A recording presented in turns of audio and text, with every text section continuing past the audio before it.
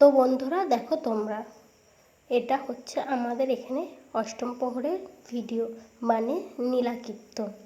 অনেকে বলে নীলাকীর্তন, অনেকে বলে অষ্টম প্রহরের ভিডিও। তো ছবিটা দেখছো, আমি আছি, আমার জ্যাঠার মেয়ে আছে, আর আমার পিসি আছে। তো দেখো, এটা হচ্ছে সন্ধেবেলা, আর সারা দিন তো তোমার গান হয়েছে ভোরবেলা থেকে। তার আগের দিন অধিবেশ হয়েছে, তারপরের দিন থেকে ভোর থেকে গান হয়েছে। আর আমাদের এখানে গান হয়, আর তার সাথে সাথে কিন্তু মৎস্যভোজও দেয়। কারণ যত মানুষ গান শুনতে আসবে তারা সবাই খেয়ে যাবে দুপুরবেলায়, সন্ধ্যাবেলায়, দুটো টাইম। তারপরের দিন এমনি মৎস্যভোজ হয়। তো দেখো, এখানে সন্ধ্যা আরতি হচ্ছে। সন্ধ্যা আরতির সময় এখানে সবাই নাচ করছে। তো তোমাদের একটু মানে আমার কথাগুলো শুনতে একটু হবে, কারণ আমার প্রচণ্ড ঠান্ডা লেগেছে। তাই আমার কথাগুলো একটু তোমাদের শুনতে গিয়ে মানে এই যে বারবার আমি এরকম করছি, নাক টানছি বা কি, একটু মানে আমার অসুবিধা হচ্ছে। তো তোমরা একটু মানিয়ে গুছিয়ে নিও, কারণ আমার খুব ঠান্ডা লেগেছে। আর হ্যাঁ, এখানটায় যারা এরকম করছে, আমারও কিন্তু এদের সাথে এগুলো করতে মন হচ্ছিল, কারণ আমার এসব খুব ভালো লাগে, আমি খুব পছন্দ করি। তো দেখো, আমি এখানে দেখাচ্ছিলাম তো মানে কত লোক এসছে সেগুলো। তো দেখো, এটা হচ্ছে আমার বাপের বাড়ি পাড়ায়। হ্যাঁ, তোমাদের যেন কি বলছিলাম আমি, আমার ঠিক মনে নাই, কারণ আমার ফোন এসেছিলো তো, তাই ফোনটা আবার ধরলাম। তো দেখো, এই দেখো, এই গোলাপি শাড়ি পরে আছে, এটা কিন্তু আমার মেজো জেঠি। তো আমার মেজো জেঠি, তারপরে আমার বড় জেঠি, এরা সবাই নাচছিল, আমারও খুব নাচতে ইচ্ছা করছিল। হ্যাঁ, এবার মনে পড়েছে, ওই যে আমি বলছিলাম যে এটা আমার বাপের বাড়ি পাড়ায়। হ্যাঁ, কারণ আমার শ্বশুরবাড়ি আর আমার বাবার বাড়ি কাছাকাছি। তো আমার বাপের বাড়ি পাড়ায় এটা, কারণ আমার বাবার বাড়ির পাশেই হচ্ছে মন্দির, একদম মন্দির আর আমাদের বাড়ি ধরো একদম পাশাপাশি। তো সেখানে গেছিলাম, আর আমাদের পাড়ায় যে কোনো অনুষ্ঠানে আমি যাই, আমার খুব ভালো লাগে।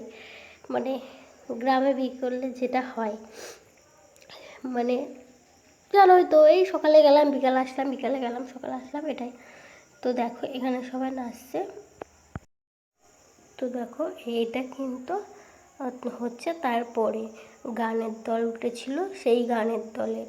তো এটা কোথাকার দল আমার মনে নাই। এরা কিন্তু তোমার সারাক্ষণ গান জানা ভালো করেছে, লাস্টে যখন মানে ওদের নেমে যাওয়ার সময় এসছে, তখন কিন্তু ওরা হেবি সুন্দর গান করেছে, মানে ভালো লেগেছে। আর এটা দেখছো, এটা হচ্ছে তার পরের অন্য গান। তো এটা হচ্ছে, দেখো এরা নাচ করে করে ভিডিও করছে, তো তোমরা দেখো।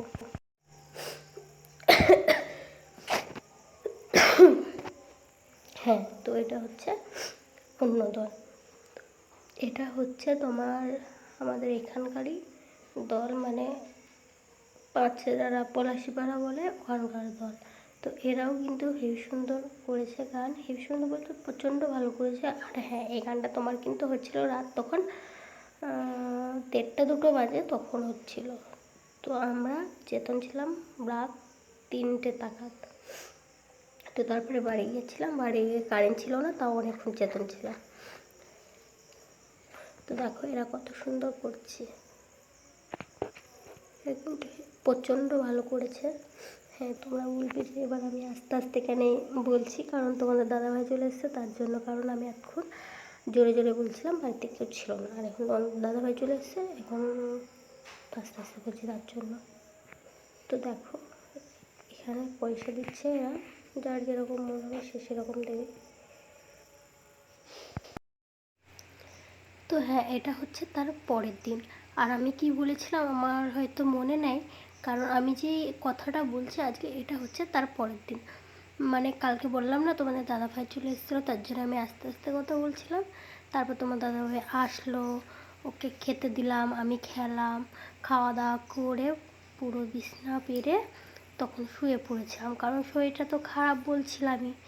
তো দেখো, এখানটায় হচ্ছে তোমার দেখলে, এখানটা হচ্ছে মালসাভোগের গান হচ্ছে তোমার,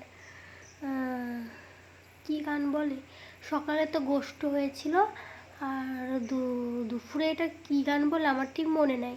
তো এখানে দেখো সবাই এখানে দুপুরবেলা আরতি হচ্ছে, তো এখানে সবাই আছে। তো দেখো এখানে আমিও আছি। তা তোমরা বলবে হ্যাঁ যে আমি কোথায় আছি, মানে আমি কী রঙের শাড়ি পরে আছি।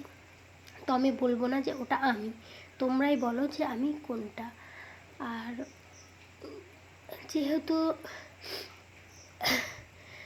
মানে আমি তো ক্যামেরার সামনে কোনোদিন মানে শর্ট করে আসি না, মানে শর্ট করে আসি না বলতে তোমার মানে যেই বড় ভিডিওগুলো হয় সেগুলোতে আমি আসি না, সেগুলোতে আমি এরকম করে ভয়েস ওভারই দিই। কিন্তু যেগুলো আমি ছোট ভিডিও করি, শর্টস করি, সেইগুলোতে কিন্তু সেইগুলো কিন্তু আমার ক্যামেরার সামনে করতে লজ্জা লাগে না।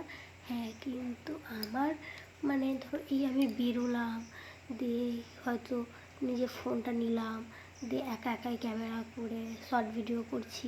শর্ট ভিডিও তো করি, মানে করছি, ওটা কিন্তু আমি সবার সামনে করতে পারি না, লজ্জা লাগে। তো আমি বেশিরভাগ জায়গায় বাড়িতেই ভিডিও করি।